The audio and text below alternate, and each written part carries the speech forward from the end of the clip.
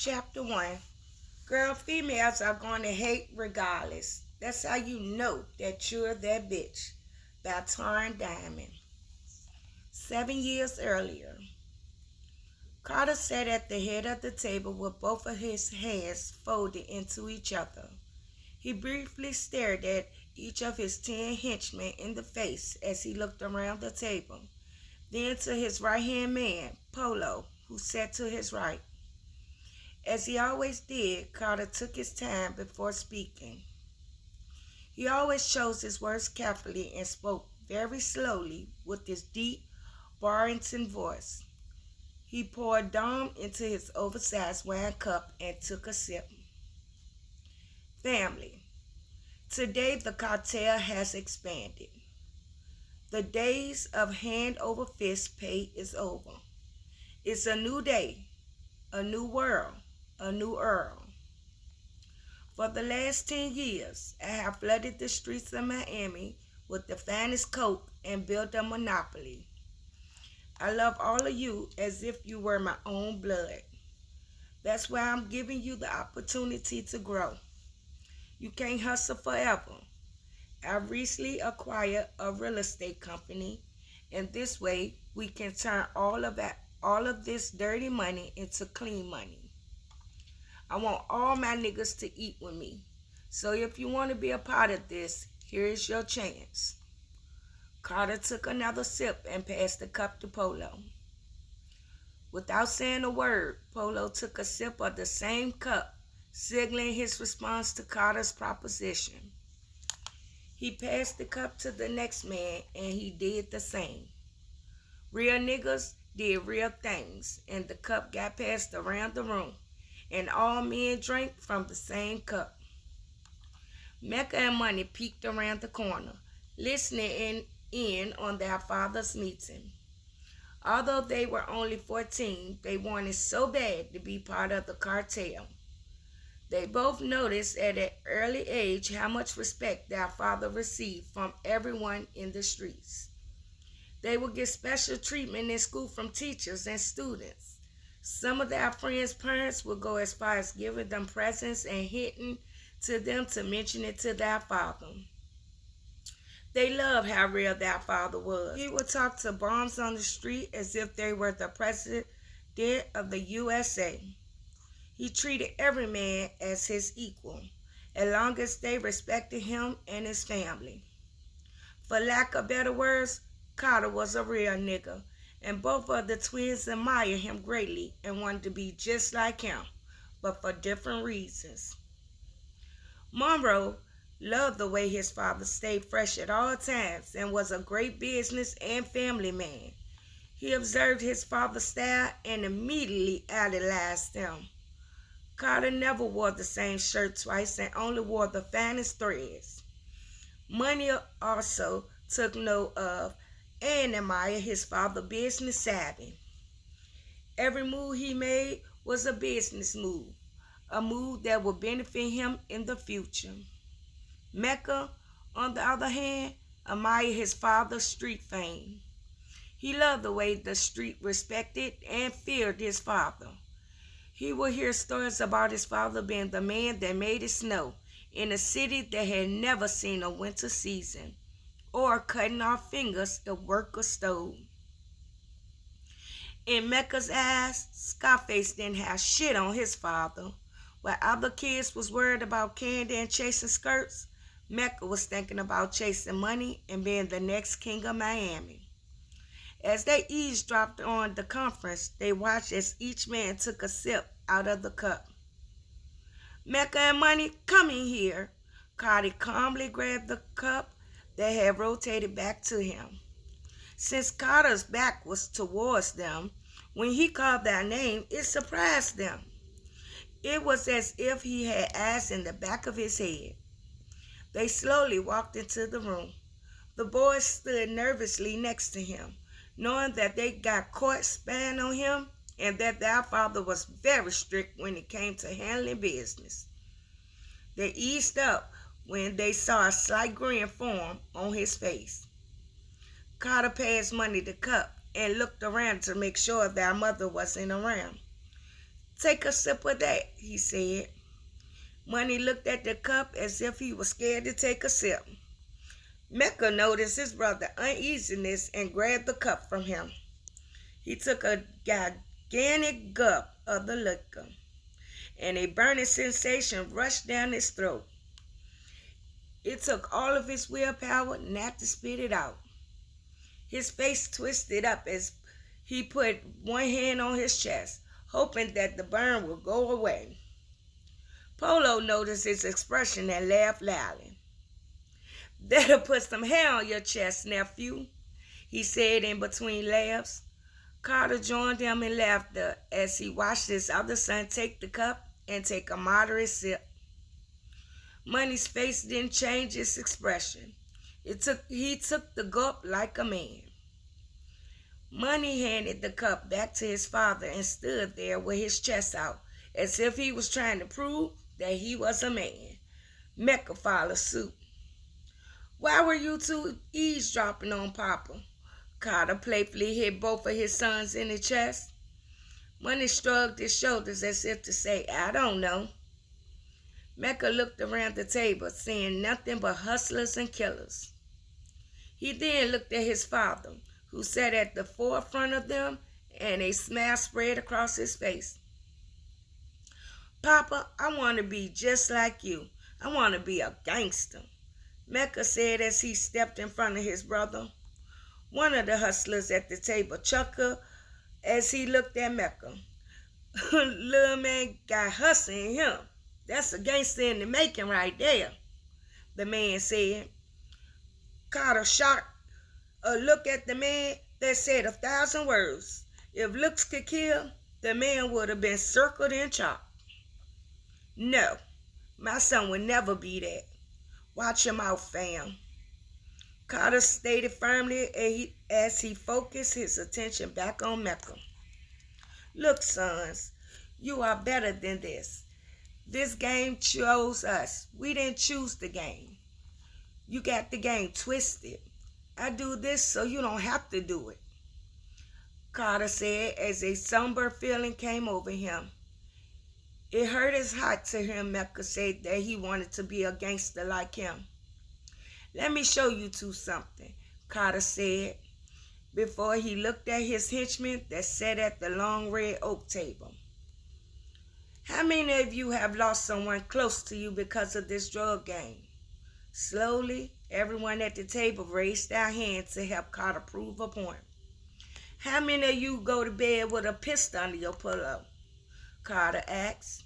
"And how many of you want to get out of the game?" Mecca and Money looked at everyone in the room, holding up their hands, and Carter's point was proven. "Do you two understand this game is not a game?" Mecca and Money nodded their heads, understanding the lesson that their father had just sprinkled them with. "Take another sip of this and head to bed." Carter smiled and handed Money the cup. After the boys took a small sip of the drink, he grabbed both of their heads at the same time and kissed them on top of it. "Don't tell your mother," he whispered to them just before they exited the conference room. Although Carter had explained to them the cons of the street life, the allure of the game was too powerful, and Mecca and Money wanted in. They just had to wait their turn. Bree stood at her balcony, totally astounded by the view, and stared into the stars. Her balcony hovered over their small lake and faced their gigantic backyard. The Diamond residence was immaculate. They had just moved there, and it was a big jump from the projects of Dade County.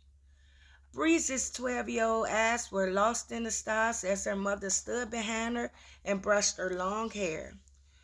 This was a ritual they did every night, and Tarn used this time to bond with her daughter. "Breeze, what's wrong, baby? Lately you haven't been saying much," Tarn said as she continued to stroke her daughter's hair. Breeze took her time before she spoke. Her father had taught her to always think about what to say before saying it. "I just missed back home. I don't like it out here. None of my friends are out here. I hate it in South Beach, Mommy. Breeze's eyes got teary. I know it's hard to cope with the sudden change, Breeze, but your father is a very important man, and it wasn't safe for us to stay in, Dad. He did what was best for the family. Tarn answered, knowing exactly how Breeze felt. She herself had been a daughter of a kingpin, so she knew what it was like to be sheltered because of her father's notoriety. I just don't get it. Everybody loved Papa in the old neighborhood. Why would we have to move? When it came to his baby girl, Carter held back nothing. He answered every question she asked him truthfully, wanted to give her the game so another boy wouldn't game her. She knew her father was a drug dealer, but in her eyes, he was the greatest man to walk the earth. She saw how he treated her mother with respect at all times. She witnessed him put his family before himself countless times and admired that. She wanted her husband to be just like her daddy. I know exactly how you feel. You're too young to understand right now, Breeze. Just be grateful that you have all of this. Most women will go through their whole life and never have the things you already have. I understand. I know what's going on. I know Daddy is the dope man. I know more than you think I know. Breeze went into her room and flopped down on her canopy bed. Tears rolled down her cheek as she curled up on her pillow. She missed her old home so badly. She just wanted to be a regular around-the-way girl. Tarn, her white silk Dolce & Gabbana nightgown dragging on the floor as she went to her daughter's side, slowly entered the room and saw that the sudden change really was bothering her only daughter. She sat on the bed and began to rub Breeze's back. I know exactly how you feel, Breeze. My father, too, was an important man. I remember when I was your age and I was going through the same dilemma.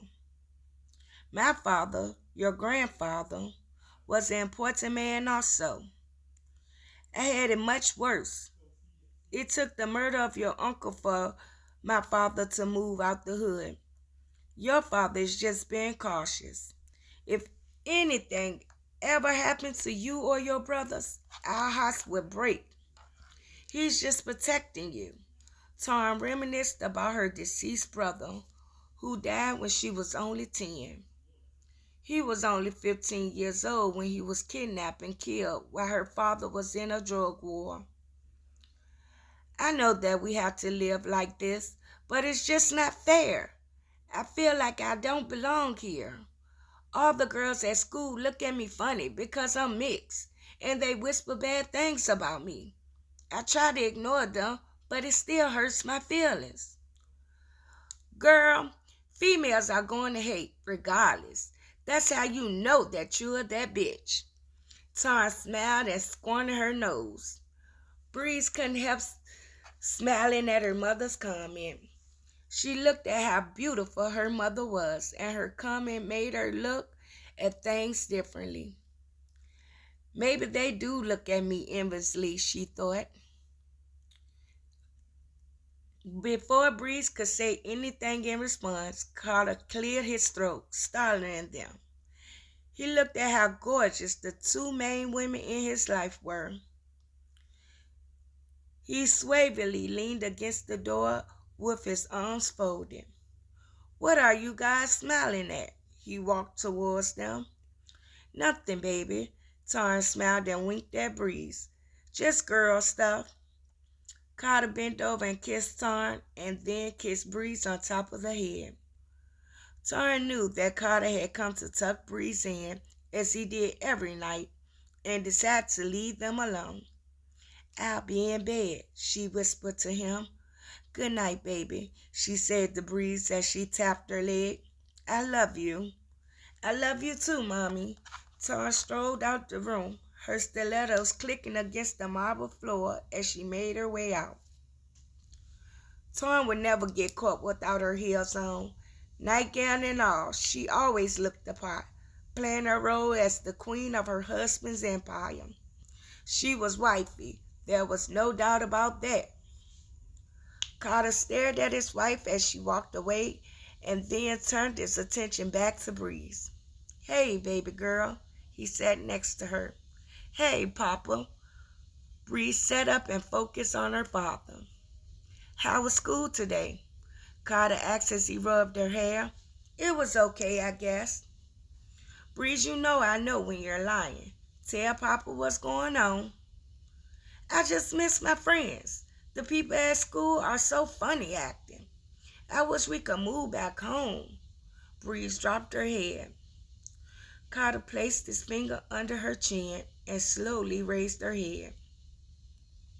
He looked into his daughter's green eyes and smiled.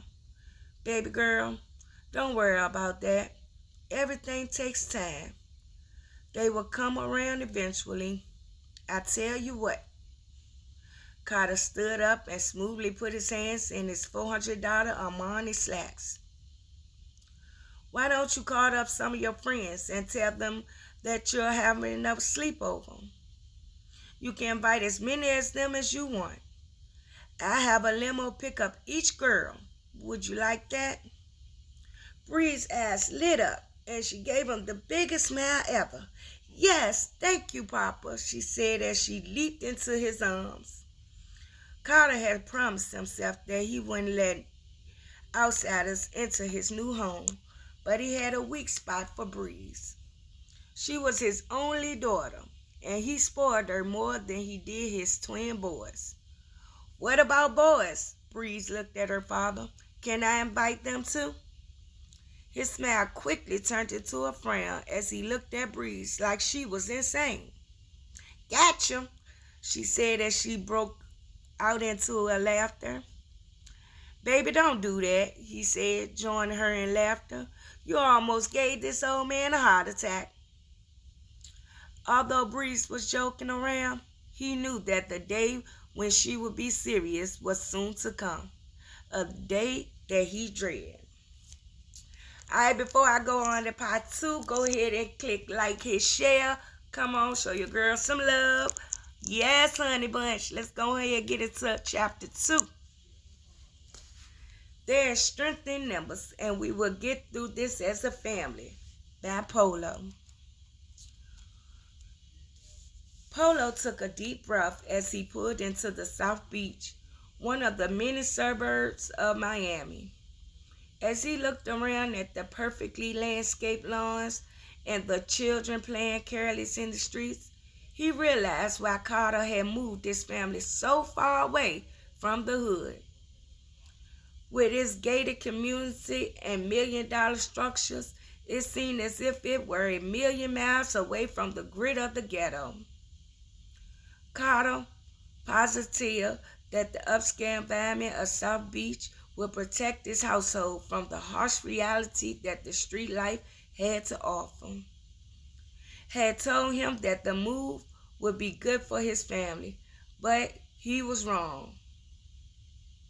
Now Polo was forced to bury his man.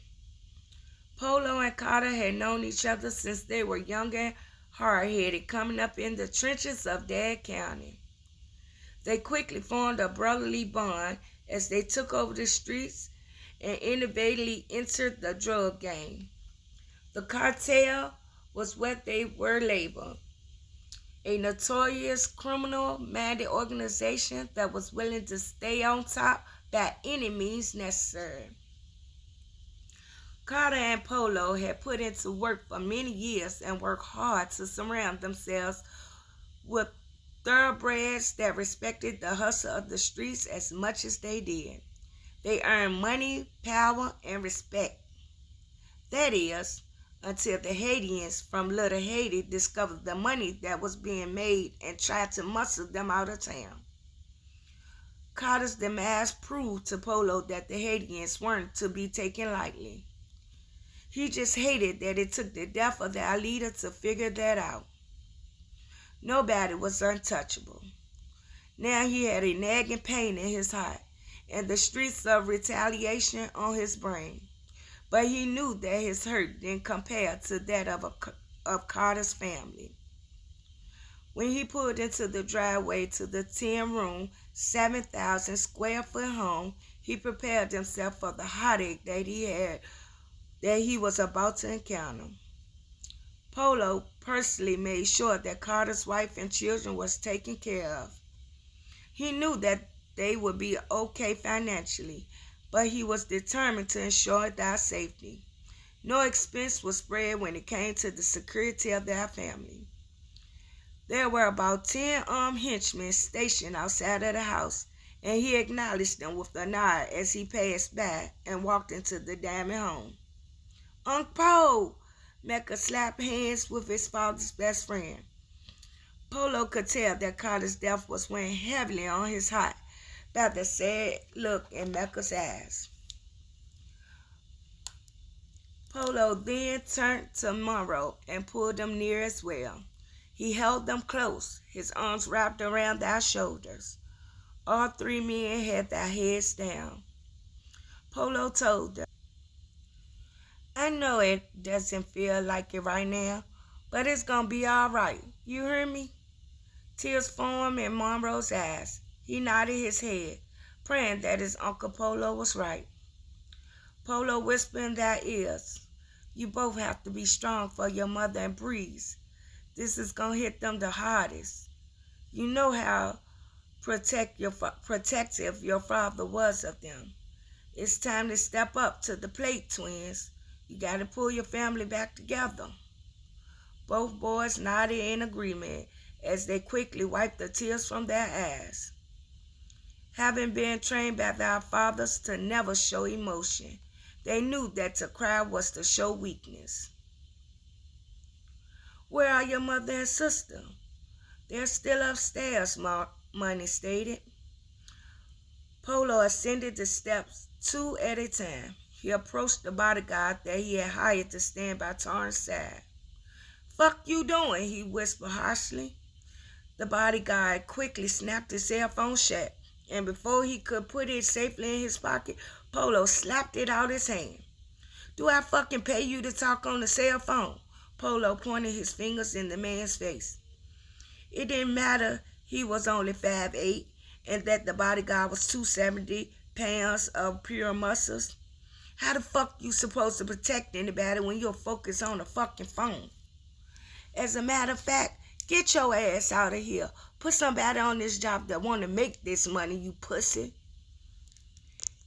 The man didn't even protest as Polo lifted his Steve Madden and kicked him in the ass towards the staircase.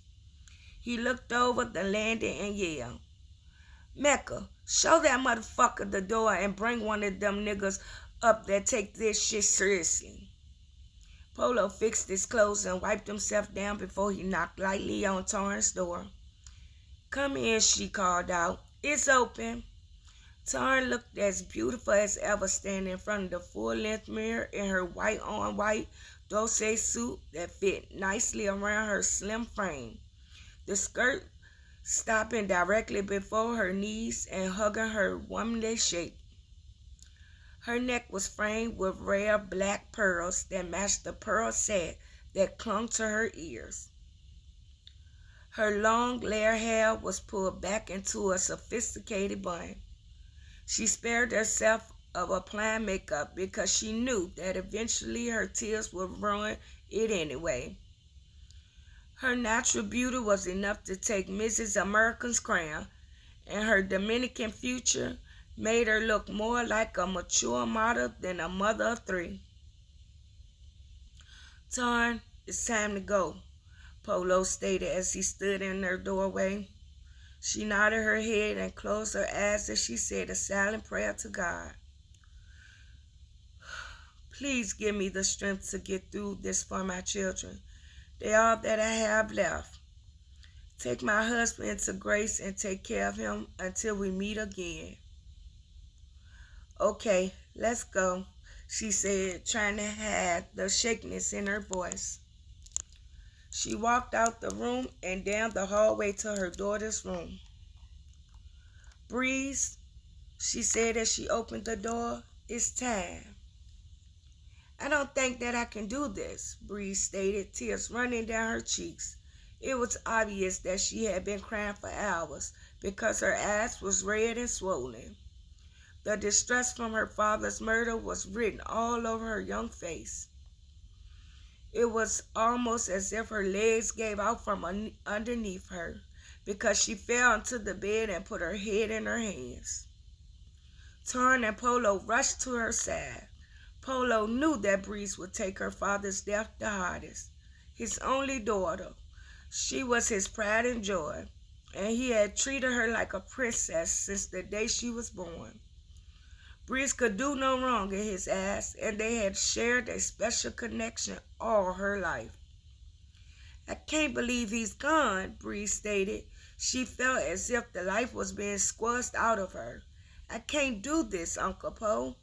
She dreaded putting her father to rest. Never in her 19 years had she felt a pain so great. Tarn embraced her daughter as they sat side by side, cheek to cheek.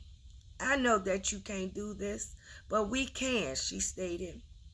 There's strength in numbers, and we'll get through this as a family. Polo was speechless as Tarn's words moved him. It was then that he realized that Carter was truly a lucky man to have a woman such as her by his side. He left the room and descended the steps. He waited in the foyer with Mecca and Monroe. And when the two women came down the steps, they all walked out the house together. The limo ride was silent as each member of the family tried to wrap their minds around the death of their patriarch. He was the one who protected them, fed them, clothed them, loved them, made all of their decisions. He was their educator and best friend, so without him, they all felt lost. Dear Carter, I know that you do not know me, but I know you very well. You are my husband's son. I have thought about you countless times. If you are anything like your father, I can picture your dark chocolate skin, strong jawbone, and wide soul-searching eyes.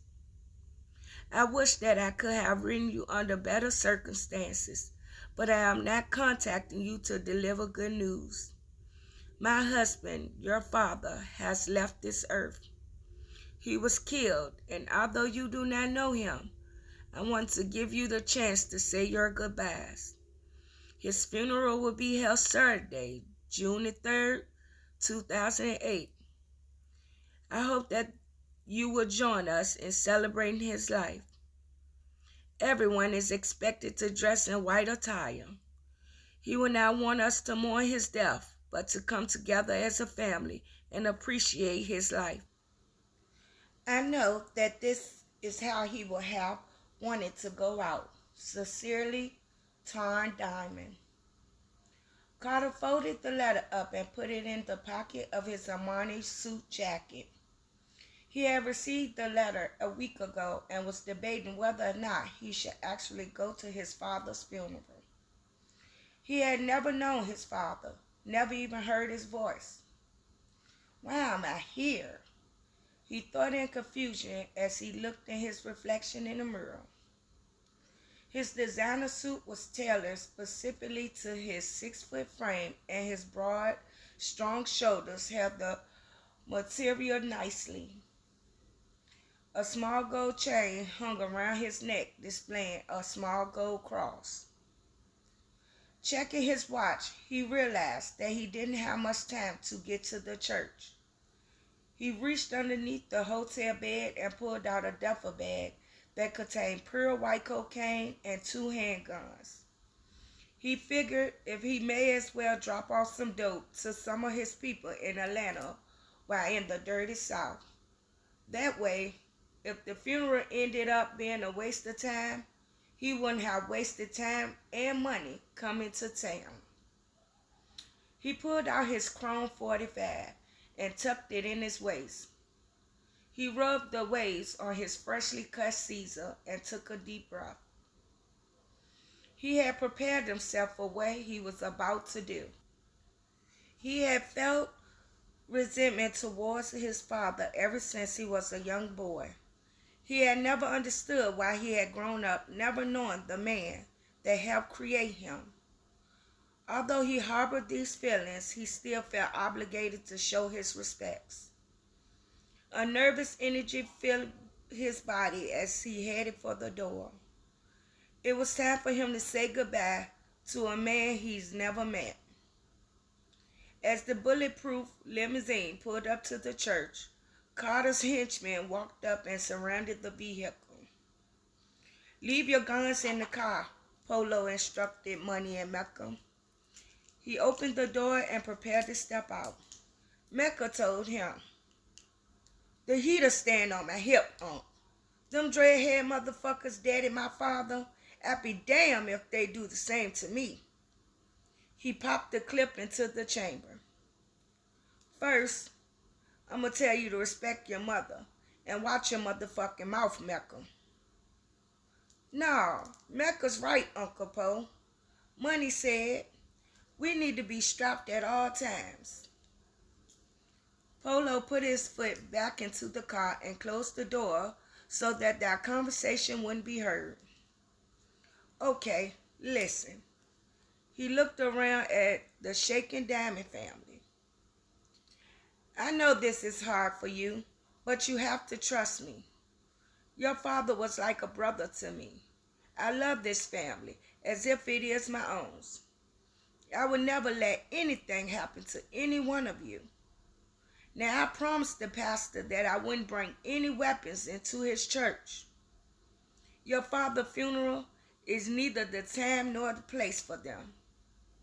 Everyone inside of that church is here to show love." Mecca and Money reluctantly pulled their guns out of their pants and set them on the seat in the limo. "Everything will be fine," Polo assured them. He stepped out of the car first and held out his hand for Tarn, who graciously accepted. He put his hands on the small of her back and led her through the crowd of onlookers, and her children followed closely behind. They were all surrounded by so many bodyguards, one would have thought that Barack Obama was entering the building. White on top of white was the only thing that could be seen when entering the sanctuary. Everyone attending the funeral was clad in their best white suits, and there were white bouquets of lilies and hydrangea flowers scattered throughout the room. The turnout was unbelievable. Tarn immediately halted her footsteps when she saw the titanium and black casket that sat at the front of the church. She looked around the room and observed the extravagant funeral that she had put together, making sure to take care of each arrangement personally. No one knew her husband the way that she did, and she wanted to make sure that his funeral was comparable to none. Carter Diamond was the best at everything he ever attempted, so Tarn made sure that he went out in style. She slowly walked down the aisle. The closer she got to her husband's casket, the weaker her knees became, but she had to be strong. She couldn't let the world see her break. "My children are depending on me," she thought. When she finally reached the casket, her heart broke into pieces at the sight of her lifeless soulmate lying before her. She reached down, grabbed his hand, and kissed his cheek. She whispered, "I will always love you, Carter. Always." She then turned with the pose of royalty and took her position on the front pew as the First Lady of the streets. Mecca's heart beat wildly in his chest. He had never imagined what he would do if something ever happened to his father. He prided himself on being strong and fearless, but there was no way that he could be strong now, and the sudden loss of Carter made him fear death.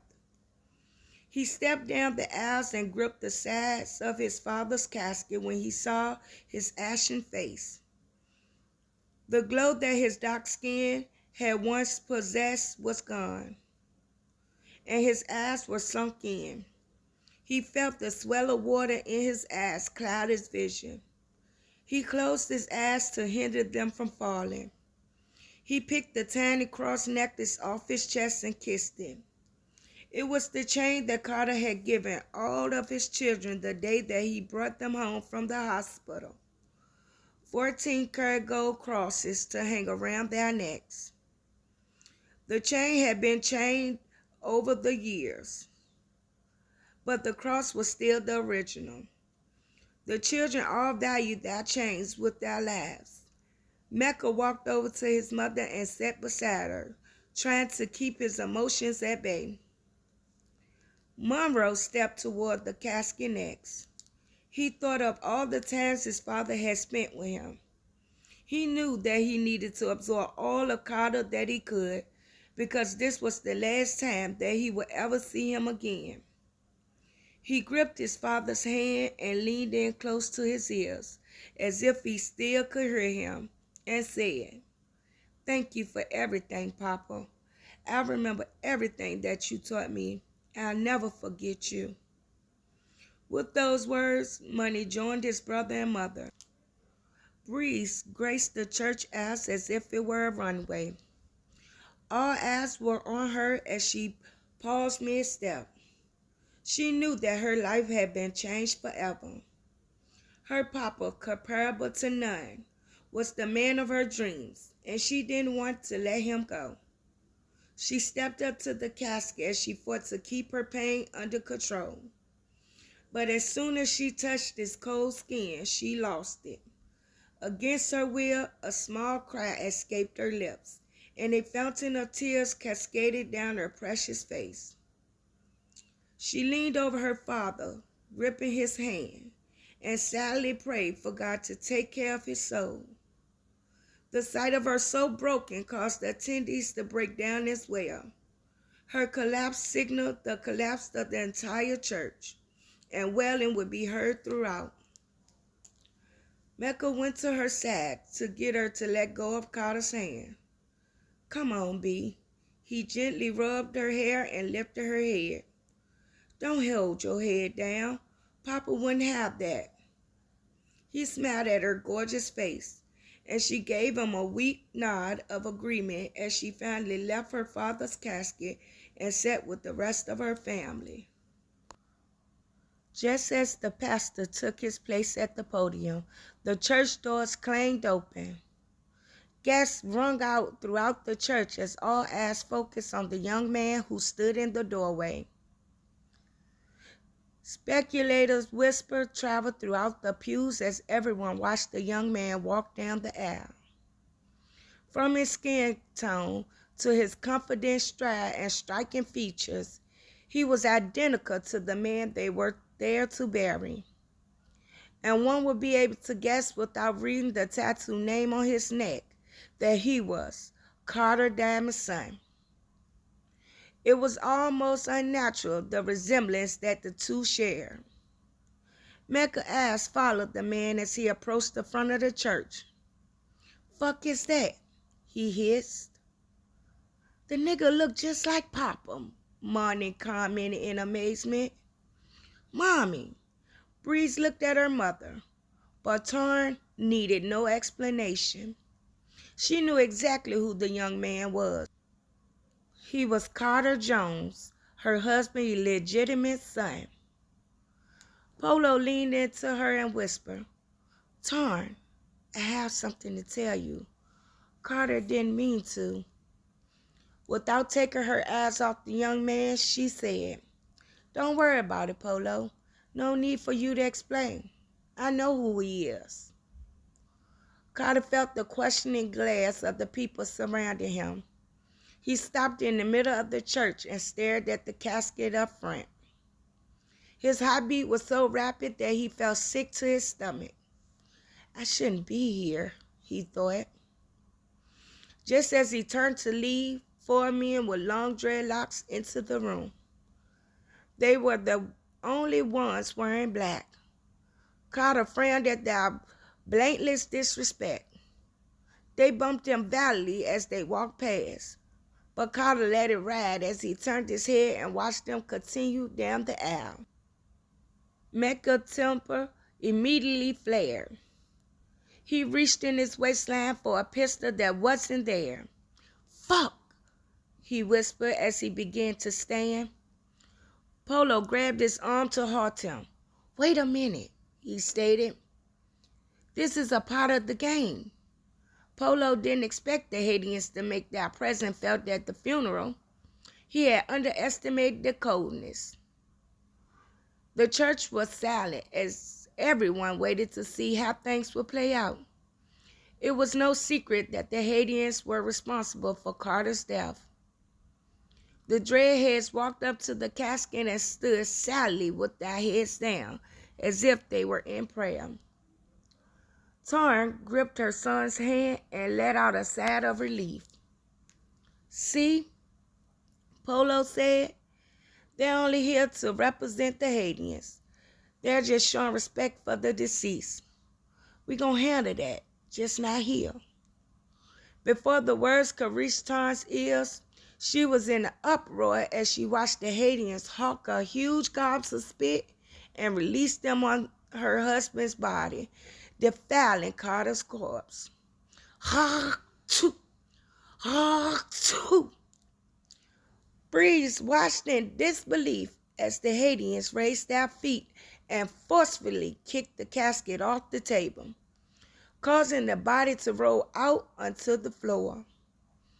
Carter's head hit the floor hard, causing a loud crack to pierce the air, and the attendees gasped in horror. Polo, Mecca, and Monroe sprung into action, with the rest of the cartel behind them. "Papa!" Bree shouted as she rushed toward the front of the church to retrieve her father's corpse from the floor. Taryn yelled in alarm, "Breeze!" as she watched her daughter head towards the mayhem. Suddenly, bullets from an AK echoed through the church. Tat, tat, tat, tat, tat, tat, tat, tat, tat.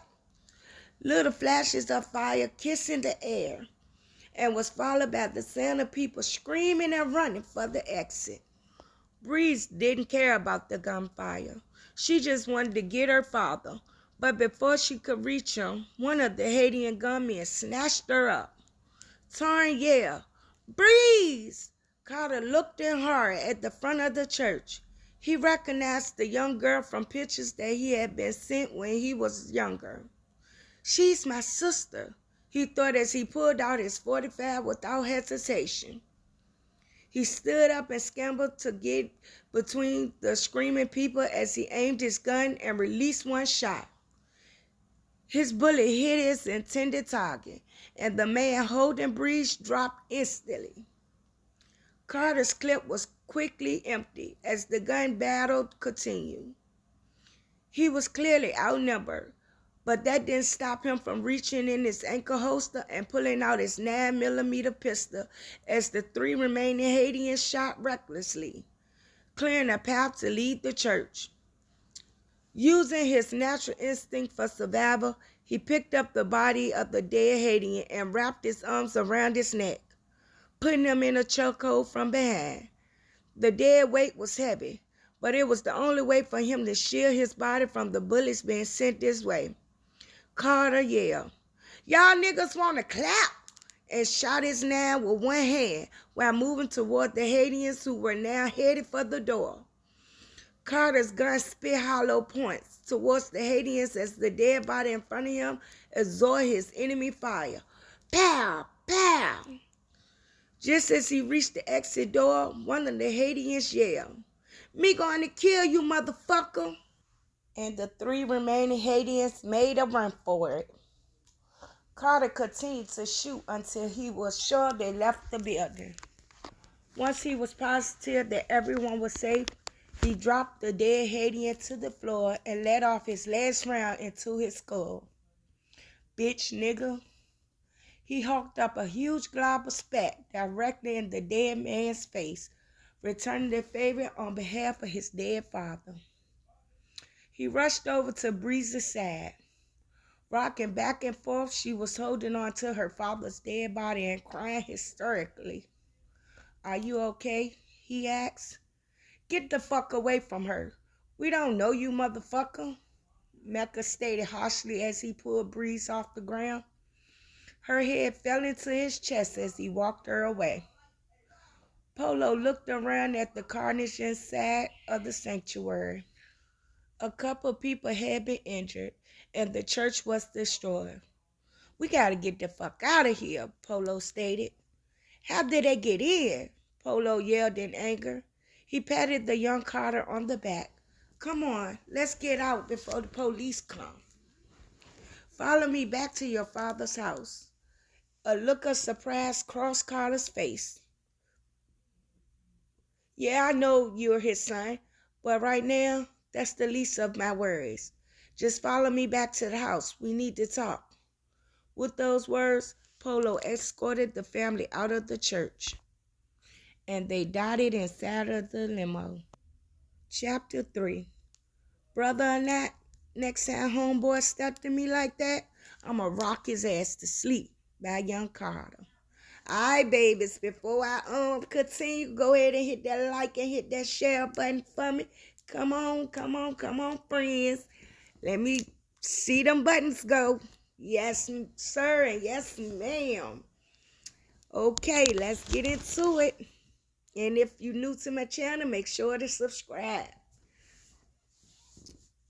The Diamond family sat in their living room along with Polo and young Carter.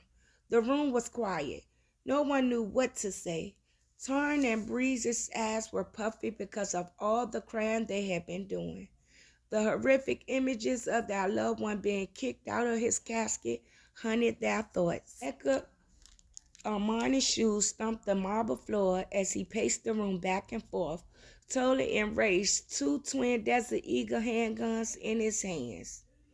The Haitians had showed the ultimate sign of disrespect and was sending a clear message that they were trying to take over Miami. In fact, it was Carter's decision to not cut the Haitians in on his operation that ultimately led to his assassination. Polo stood up and slowly walked to the window. He looked in front and saw all henchmen, all strapped, scattered around the house to ensure their safety. With the Haitians' merciless tactics, he didn't underestimate them. He saw the fire in Mecca's eyes and tried to calm him. We have to keep our heads on straight. These niggas are going hard at us. The cartel still run Miami. Remember that. We have to retaliate to get our backs out of the corner. Polo removed the suit jacket that rested on his black silk shirt. Fuck that. Let's get at that ass guns blazing. I don't give a fuck no more. Mecca screamed, a single tear sliding down his cheek. Money stared into space without blinking. He was in complete shock. The death of his father was very hard on him. He remained silent as his twin brother let out his frustrations. He couldn't come to grip with his father's death. Money snapped out of his daze and looked at young Carter. It was obvious that he was his brother. He looked so much like Carter, it was unbelievable. Young Carter had thick, dark eyebrows just like his father, and he even shared his tall, lean frame. His mannerisms were even the same. He watched as young Carter rested his index finger on his temple while in deep thought, just as his father used to do. It hurt his heart that his father had a legitimate child. The perfect image that he had of his father was somewhat tarnished by the news. How could this nigga be my brother? Daddy wouldn't step out on mama like that, Money thought as he stared at young Carter. Tarn noticed Money staring and decided to address the issue. She knew that there were other things to worry about and wanted to explain the complex situation. With tears still streaming down her face, she stood up. I want you guys to meet Carter Jones, your brother. Tarn rested her hand on young Carter's shoulder. Breeze lifted her head in confusion. She looked at her mother and then to young Carter. What? She managed to murmur. She couldn't believe what her mother was telling them. The words were like daggers to her heart. She was so busy grieving, she didn't even notice how closely young Carter resembled her papa. As she looked at young Carter, she couldn't believe her eyes. She just thought that he was one of the cartel's henchmen. He looked like a younger version of her father. Oh my God, she thought as she placed her hand over her mouth. Mecca came closer to young Carter and stared them in the face while saying harshly, "This ain't my motherfucking brother. He ain't a motherfucking diamond." Mecca gripped his pistol tighter, refusing to believe the obvious. Young Carter returned the cold stare at Mecca, not backing down whatsoever, but he still remained silent. Young Carter was respectful because he was aware that his presence presented a conflict to the Diamond family, but he wasn't about to back down from anyone. And the way Mecca was gripping his pistol caused young Carter's street senses to kick in. He slowly slid his hands to his waist, where his own banger rested. He stood up so that Mecca wouldn't be standing over him. Young Carter was a bit taller than Mecca, so he looked down on him, not saying a word. "Mecca, here's your brother. Sit down and let me explain," Tarn yelled, trying to reason. She rushed over to Mecca as the two men stared at each other intensely. "Mecca!" "Fall back, bruh," Money said as he stood up. Mecca jumped at young Carter as if he was about to hit him. But young Carter didn't budge, not even a blink. Young Carter grinned, knowing that Mecca was trying to size him up. "That's enough." Polo made his way over to them. Young Carter kissed Tarn on the cheek and whispered, "Sorry if I caused any more heartache. I didn't come here for this." And before Tarn could even respond, he was headed for the door. "Yo, wait," Polo said as he followed young Carter out. "Let that bitch-ass nigga go," Mecca yelled as he continued to pace the room.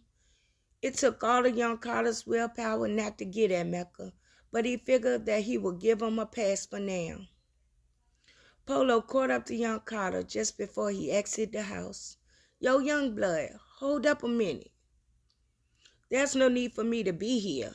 I don't know why I even came to this motherfucker anyway," young Carter stated, an incredulous look on his face.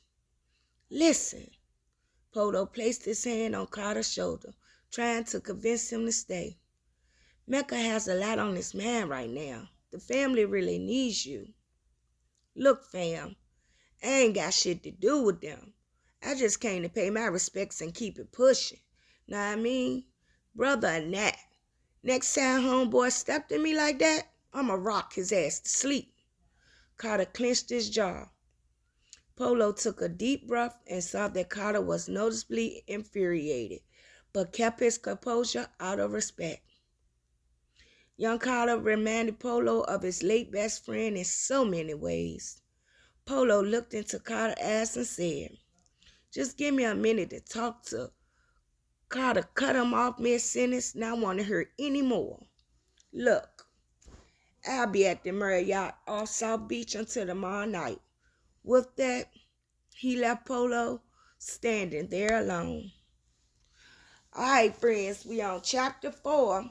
This is getting juicy, juicy, juicy. I'm going to have to stop mid-chapter 4, though, friend, because, whoa, we ain't got that much time left, y'all. Okay, chapter 4. They were willing to work women, children, hustlers, the good, the bad, and the ugly. It didn't matter. Anybody could get it if the price was right. By unknown.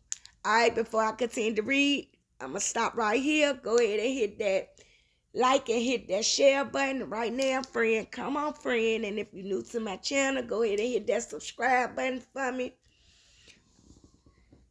Carter flipped through the different denominations of his bills as he diligently counted the cash that he had just acquired from his flip. After the drama he had experienced during his father's funeral, the business he handed Honda in Atlanta made the trip better for him. He will now leave the dirty South $180,000 richer. This was definitely worth the trip, he thought to himself as he admired the hood riches that lay scattered across the hotel bed. He put the bills in $10,000 stacks and wrapped rubber bands around each one to keep the money organized. He counted the cash a second time to verify that his money was on point. He was thorough when it came to his paper. It was the only thing that he knew he could depend on. Money was his first and only love. Getting money came first in any situation, and he was determined to keep his pockets fed. A knock at the door interrupted his thought process, and out of habit, he grabbed his pistol from the nightstand and approached the door. He had been a bit paranoid from the events that had taken place the day before at the funeral, so he wanted to be cautious as possible while he was in Miami. A nigga would never catch him slipping. He looked through the peephole and eased up when he noticed the distorted image of his father's right-hand man. Sliding the chain from the hotel door, he unlocked it and allowed Polo to enter the room. Polo shook his head as he looked at young Carter. It was still hard for him to get over the resemblance. Young Carter looked so much like his father. It was uncanny. It was a shame that the two men never got the chance to know one another. "Can we talk?" Polo asked, both hands tucked inside of his pants pockets. "Yeah, come on in." Carter set his pistols down. "You want a drink?" Polo stepped inside. "Nah, I'm good." He noticed how on point Carter was and thought to himself, like father, like son. Carter walked over to his bed and put the bedspread over the stacks of money to conceal his business. He then sat down and motioned for Polo to take a seat in the chair across from him. "I just came to see how long you were in town for." Polo knew that the Diamond family needed young Carter now more than ever. "I'm ghost tomorrow. Ain't nothing here for me." Polo had predicted this reaction from young Carter. He didn't expect him to feel any sense of responsibility to his family at first, but he knew that if he could convince Carter to stay around long enough, the attachment would eventually grow. "I know this is a lot to put on your heart right now, but your family needs you." Carter was quick in response. "They don't even know me," he stated with disdain. "That's not my fam. I only known one woman my whole life, and she the only family I need, know what I mean?" "Nah, I don't know what you mean, young Carter. I saw the look in your eyes today when that Haitian motherfucker had your baby sister at gunpoint. Only a man who had love in his heart would get at them niggas the way you did. It was instinct for you to protect her, whether you want to admit it or not. That is your family, and they need you, especially Breeze. Ain't nobody tried to protect me my entire life. I've been out for self from the time I was old enough to understand the rules of the game. I don't have time to babysit. That's not my responsibility." Carter wanted to make it clear that he wasn't trying to get to know the Diamond family, didn't want to be around them. Seeing that expensive house and luxury vehicles just made him resent his father even more. While he grew up in Flint, Michigan, a city that was known as the murder capital, the man that made him was taking care of the family that he had abandoned his firstborn for. The pain growing up without a father had left a bad taste in his mouth. Polo stood and shook his head from side to side. "Everything isn't always as it seems, young Carter. Your father had his reasons for leaving you and your mother, and it wasn't because he didn't love you. It really doesn't even matter now. That man is in the ground, and it doesn't affect me. I just came to pay my respects. I didn't come here for nothing more or nothing less." That man has never done a damn thing for me. So I'm not even going to hold you up and say that I feel obligated to step up and take care of his family. A better man might be able to, but that's not me. I understand you are frustrated, young Carter. You come here and see how happy your siblings are, and you feel cheated. I know that you're asking yourself why you didn't have the same upbringing, but believe me, your father did the best he could under the circumstances, Polo stated, defending his best friend. When Carter didn't reply, he continued. Your father. I don't have a father. The nigga got my mother pregnant and then left us for dead to come play house with another bitch. Look, you need to watch your mouth. Polo, enraged by young Carter's blasphemous statements, had to set the record straight. I can't just sit here and allow you to disrespect my man like that. You don't know shit about nothing. If it wasn't for your father, you and your mother would have been dead a long time ago. He had to leave you in order to protect you. Fuck is you talking about? Carter asked, hostility and anger in his tone. Polo could see the young man's temper was beginning to flare, and then he remembered that young Carter had a valid reason to be upset. He took a deep breath. I'm not here to bump heads with you. As your father's best friend, I've got nothing but respect for you. Look, young Carter, you have misconceptions about the man that your pop was. I'm not saying that every decision he made regarding you and your mother was right, but he did the best that he could. Think about it, youngin. Your mother worked as a CNA since you were young. She's bringing home 30 stacks a year at the most, but you grew up in a $200,000 house in the suburbs of Flint. Who do you think purchased that house? Who paid those bills? Use your head, young fellow. How many 14-year-old boys you know kept $1,000 a week in his pocket? When you graduated, you was pushing a limited edition Mercedes. Who do you think copped that car for you?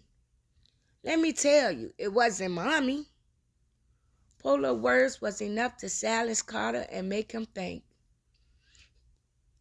His mother never told him about his father. She had never even talked about him and would explain their living situation by saying that she worked overtime, sometimes double time, to allow them to live the way that they did. She often claimed to hit big at the casino or to have a winning lotto number. She had given her son every excuse in the book to explain the extra income. All this time, my father was sending money back home to take care of me. Carter tried to wrap his mind around the fact that his father had never forgotten him. Your father never missed a beat in your life, son. You may not have gotten the chance to meet him, but he knew everything about you. It was nothing for him to fly in and out of Flint in the same day, just so he could be at your Friday night football games. Remember that game you ran 300 yards against Southwestern?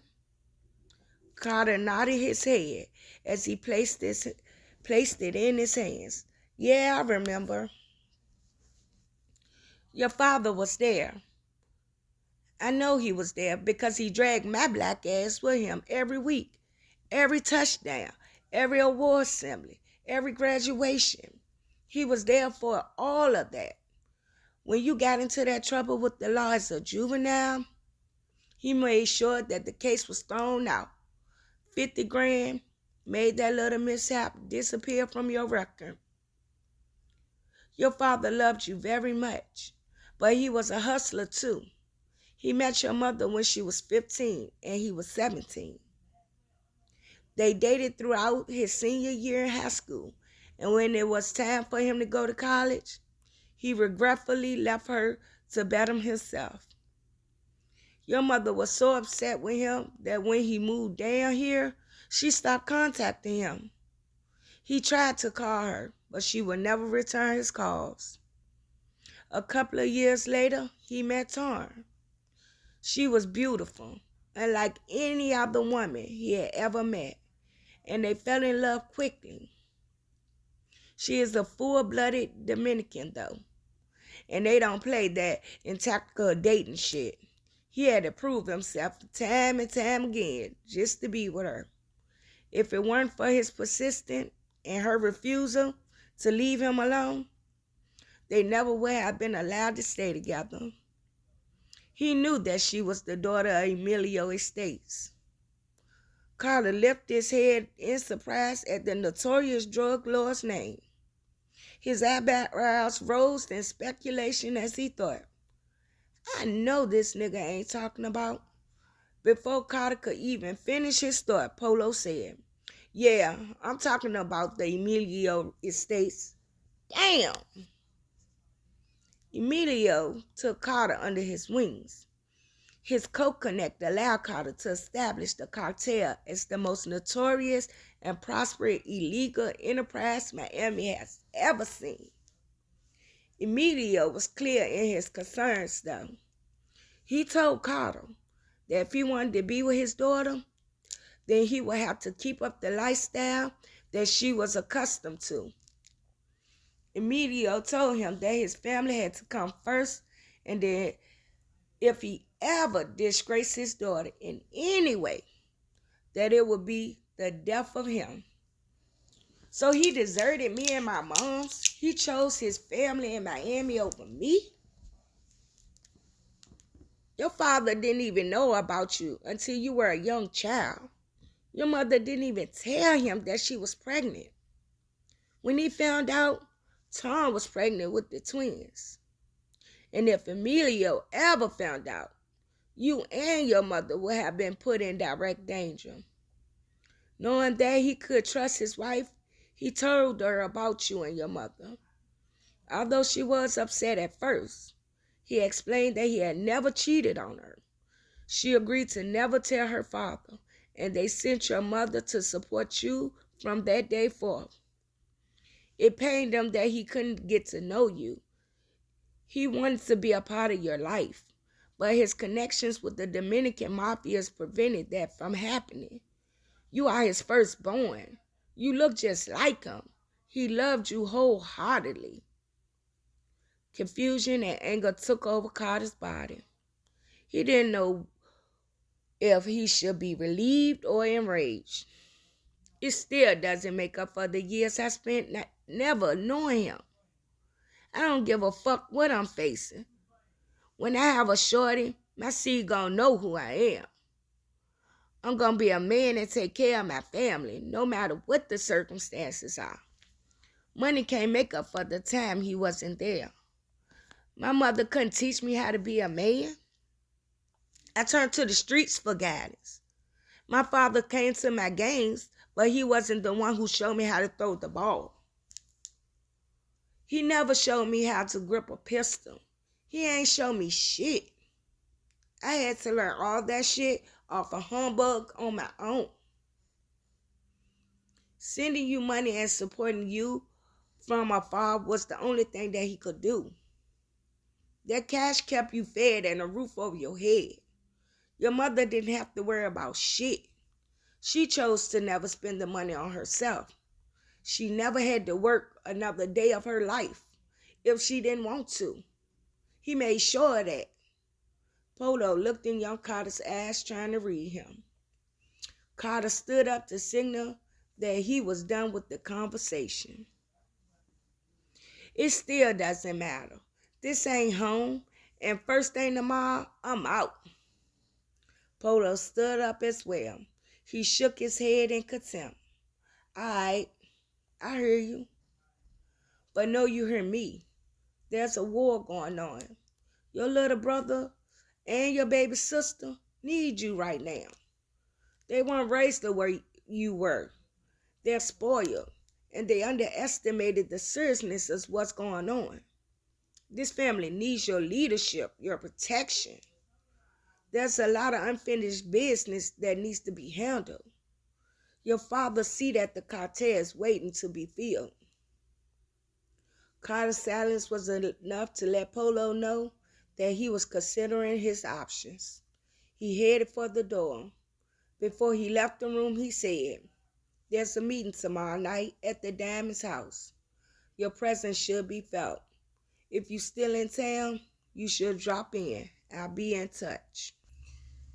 As the door closed behind him, Carter thought of all the times he had wondered about his father. He was going crazy as he tried to recount the endless gifts his mother had given when he was growing up. He remembered growing up in the inner city up until the age of 10. At that time, his mother had mysteriously packed up all their belongings and moved them to the suburbs of Grand Blanc. That must be around the time that Carter found out about me, he thought to himself. A part of him wanted to leave town and never look back, but another part of him wanted to stay. The part that had seen the beautiful face of his baby sister, the part that had witnessed the arrogant swagger of his brother Mecca, and calculating the discreetness of his brother Monroe. His emotions were at an all-time high, and for the first time in his life, he was indecisive. Unable to stay cooped up in the hotel suite, he grabbed 2 stacks of money and headed for the door. He needed to clear his head. He figured that the best way to do that was to visit the floating casino that sat at the end of the pier of South Beach. He didn't know that gambling ran through his veins like blood. It was a habit his father also had. What he did know was that it relaxed him, which was just what he needed at the moment. Carter stood at a lively crap table with nothing but $100 chips in his rack. The casino was unusually packed for a Sunday night, and every table was crowded with eager participants just waiting to be taken by the house. Carter was lax from the top shelf Remy he was sipping on. The liquor and the intense thrill of the game had calmed him down since his earlier encounter with Polo. All bets set, the dice handler yelled before maneuvering the ivory across the table and placing them in front of young Carter. Dice out. With his drink still in one hand, Carter picked up the dice with the other and tossed them towards the end of the table with a nonchalant swagger. The dice tickled the fabric as they danced before finally landing. Yo, 11, yo, the dealer shouted, indicating that 11 had landed on the face of the dice. Uproarious celebration erupted around the table as everyone collected their wins and anxiously awaited Carter's next roll. He had been on a hot streak all night, hitting point after point. His luck was unbelievable. He had held the dice for 45 minutes, which was almost impossible to do in the game of craps. He schooled the dice against the table with his head down as he watched his hands work their magic. He concentrated heavily on his techniques. Every hustler had his own rhythm with the dice, and Carter was no exception. Excuse me, can I get in here? Hearing the feminine voice among the crowd of boisterous men caused Carter to look up. A brown-skinned girl with shoulder-length, almond-colored legs and hazel eyes squeezed into the empty rack next to him. She was so close to him that her sweet perfume played games with his senses, and he felt his manhood acknowledge her presence. He put the dice down as he watched her reach into her skin-tight 7 jeans and pull out a small wad of money. He waited for her to throw her cash on the table before he encountered his roll. The dealer handed her $100 worth of chips, and she put them in her racks, arranging them by denominations. He smirked at her as she made a pattern with the different colored chips. It was rare that he saw a woman at the crap table, and the one beside him had his full attention. Right here, because we're running out of time, but who y'all think this girl is? Do y'all think the Haitian sent her? Do you think she just popped up? Who in the world is this girl? Like, I know if she the only one at the crap table, this is not a coincidence, friend. Oh my goodness, let's find out in the next video. See you later, friend. Love you.